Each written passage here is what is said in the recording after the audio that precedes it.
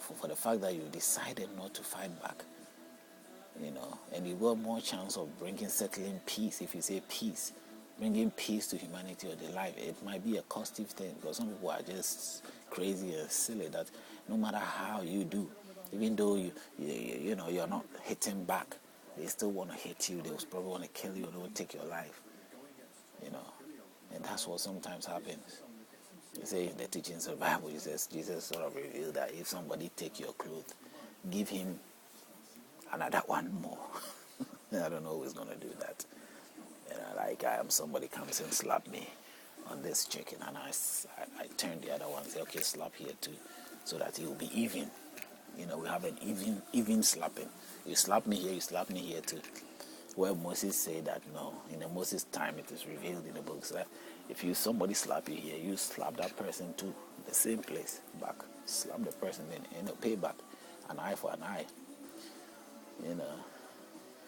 But Jesus was explaining something different, that just let the person go. Peaceful means, probably, I'm sure that similar means was used by Rajiv Gandhi to achieve peace in most demonstrations go along the same line, to achieve peace, or to bring about peace. You make the other party feel silly and stupid because you are not hitting back. They keep hitting, you are not hitting back. Everybody will see that they are bully, they are not fair, and it really works, to put people in that line of shame. This is what I'm trying to sort of put through. That's one good alternative to use. You don't hit back. You allow things to go that way, and then you see what. But if you're hitting and he hitting and everybody's hitting, you can never, to achieve peace, it's the price you have to pay. But if you do the other one, there's no price to pay there. Sorry. There's no price being paid there. There's no sacrifice being made there. You're rather continuing the pain. You're rather continuing the vendettalism. You're still making issues. And you're sort of developing more problems. And that is the life we live now. The problems keep coming, they never stop. And I say the core of the thing is these books. They give us those guides. You have given the guide already. It is instilled in us. It has been instilled in our brains, in our entire system. And if we don't get rid of it, nobody will. You know yourself, and you can get rid of yourself and from any illness or any problem if you are ready to sort of explain, or sort of, not necessarily the confession, but somehow being able to describe your illness, the situation where you have sympathizers being there with you to walk through with it. But everybody has an issue, so in a sense, if you speak of it, you release yourself of it, in the sense that you are not going to repeat yourself in it, because you've realized the problems that it might cause, or the problem that it caused you.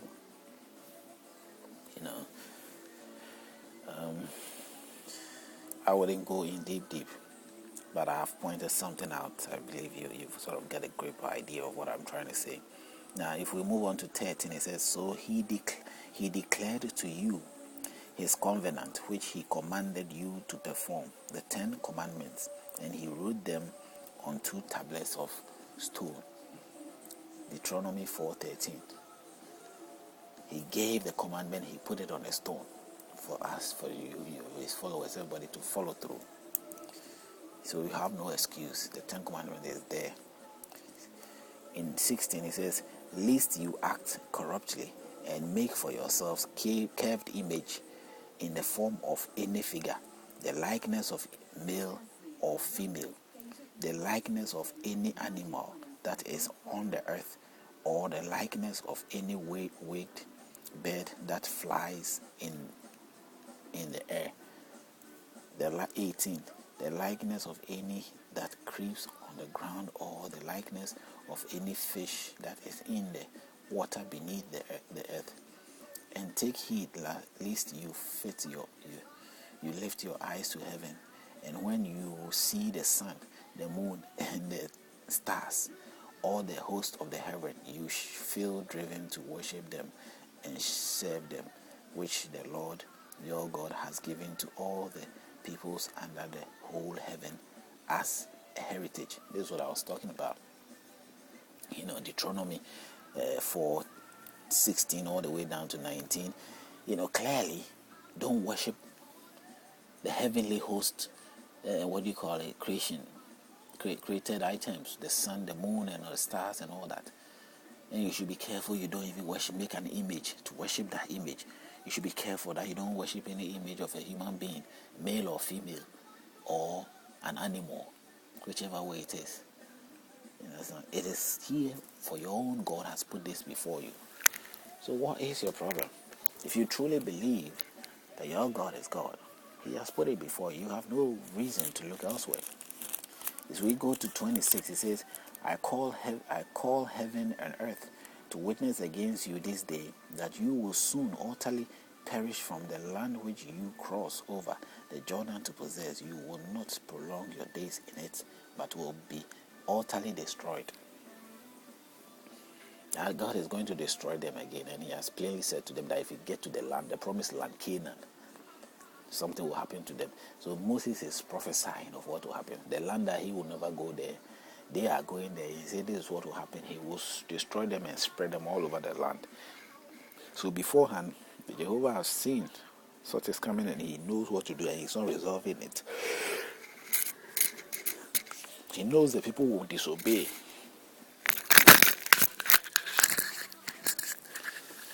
Despite all the promises that He has given them, He knows the people will disobey. He's aware of it, but He still gave them the land and prepared that if they do that after they've done that, this is what He will do to them too. I always say that God knows the future. Why would He still lead you into it? He knows the future is not to His liking. Why would He still want you trapped in there for the fun of it? And moreover, He only made you weak, and He made you imperfect. But He wants you to understand that He has made you perfect. Now, is it God speaking? Or is it a spirit that has spoken? Is it the source of life that spoke? The all good, omnipotent, omniscient? Or is it a spirit that has spoken?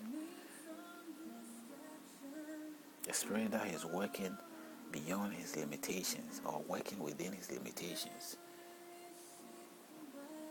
Because will God have to go through all this channel to put you through these things? No.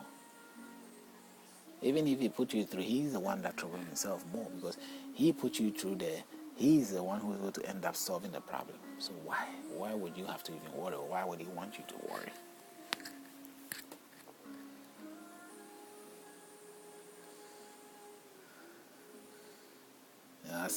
The prophecy will also reveal that somehow this is what will happen to them. I mean, they will be spread all over the world.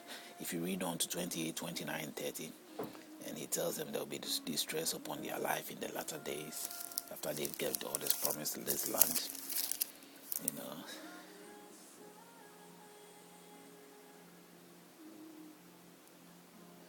And He's still not, making them, pampering them with words that will reveal that He's not going to forget them, even though He will put them through all that. He will still be there for them, not just them, maybe the generation that will be coming, and He will not destroy them and all that. I mean, clearly speaking English word.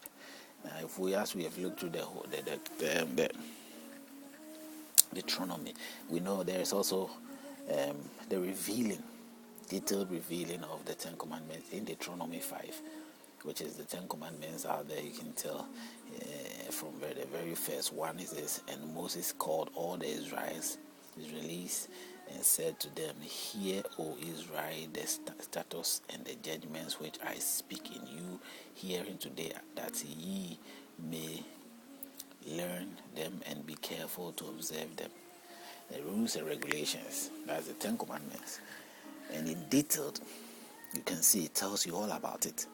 I am the Lord your God, that brought you out of the land of Egypt, of the host of bondage. You shall have no other gods before me. He saved you from